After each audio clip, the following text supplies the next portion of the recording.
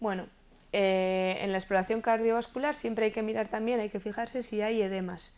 Entonces, el edema cardíaco suele ser consecuencia del aumento del líquido intersticial que procede del plasma sanguíneo, ¿vale? Nosotros cuando tenemos un corazón insuficiente no es capaz de mandar suficiente sangre a todos los sistemas, pero tampoco a los riñones. Por lo tanto, cuando a los riñones no llega toda la sangre que debería llegar, no hay un filtrado adecuado y entonces se acumula líquido dentro del organismo. Entonces, si tenemos una enfermedad cardíaca derecha, si el corazón derecho está enfermo, tendremos edemas en extremidades inferiores, ¿vale? Porque justo por detrás del corazón derecho están, en la circulación, están las extremidades inferiores. En cambio, si tenemos una enfermedad cardíaca izquierda, el edema será pulmonar, porque detrás del corazón izquierdo están los pulmones, y esto da la disnea. Y entonces el edema cardiogénico suele ser vespertino. En cambio, el edema cuando es por causas renales suele ser constante. Entonces, las características del edema es que suelen ser bilaterales y simétricos. No vale que una pierna esté edematosa y la otra no. Eso quiere decir que hay algo en esa pierna, pero que no hay un aumento de líquido intersticial en general en el cuerpo, ¿vale? Suele ser frío, blanco y blando y deja fóvea, que ahora vamos a ver en una foto lo que es la fóvea. Entonces, el edema masivo y generalizado se denomina anasarca, cuando un paciente ya está tanto en las piernas como el abdomen, como el pulmón, todo lleno de líquido. Entonces, esto que se ve en la foto es la fóvea, ¿vale? Nosotros cuando miramos las piernas solemos apretar el dedo en zona pretibial, que es una zona ósea dura. Entonces, si deja marca del dedo, eso quiere decir que lo que hay ahí es líquido, es agua, ¿vale? Si una persona tiene las piernas muy edematosas o muy hinchadas, pero tú le aprietas y no tiene fóvea suele ser por drenaje linfático, ¿vale? Pero no por agua.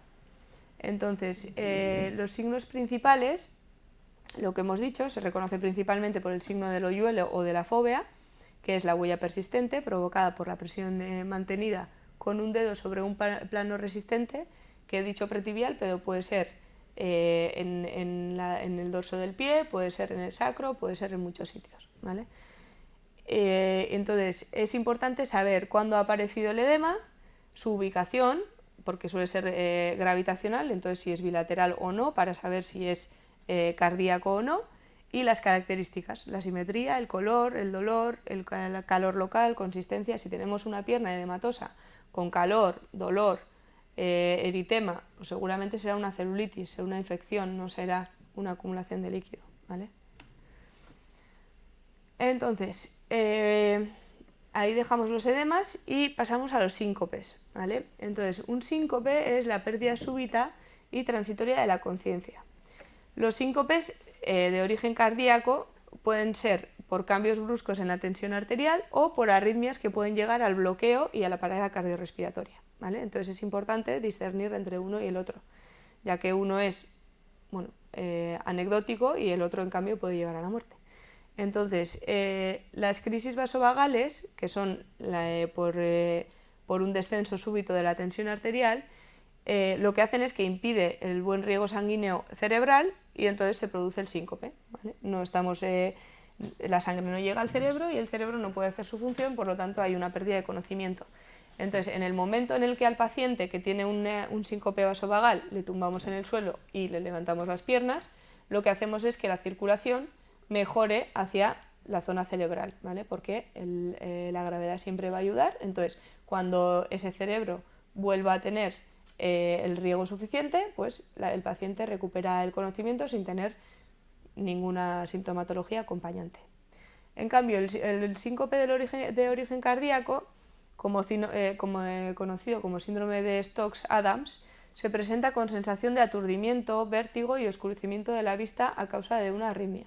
Suele ser brusco, suele ser una pérdida de conocimiento que la persona no se da cuenta. En cambio, cuando hay una hipotensión arterial, normalmente te das cuenta, sientes una sensación de mareo, suelen tener una vista nublada, pero en el cardíaco no. Entonces, después de los síncopes veremos la tos y la expectoración. Entonces, la tos es un síntoma frecuente en la insuficiencia cardíaca izquierda. ¿Por qué? Porque hemos dicho que se acumula agua en los pulmones y cualquier sustancia que haya en los pulmones que no debiera estar va a provocar una tos, ¿vale?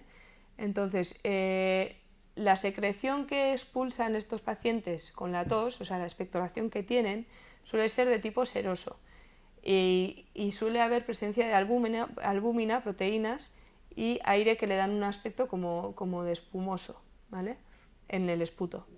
Entonces, en pacientes con insuficiencia izquierda grave puede verse incluso expectoración con sangre, que se llama hemoptisis, ¿vale? La hemoptisis es la expulsión de sangre roja con el esfuerzo de la tos.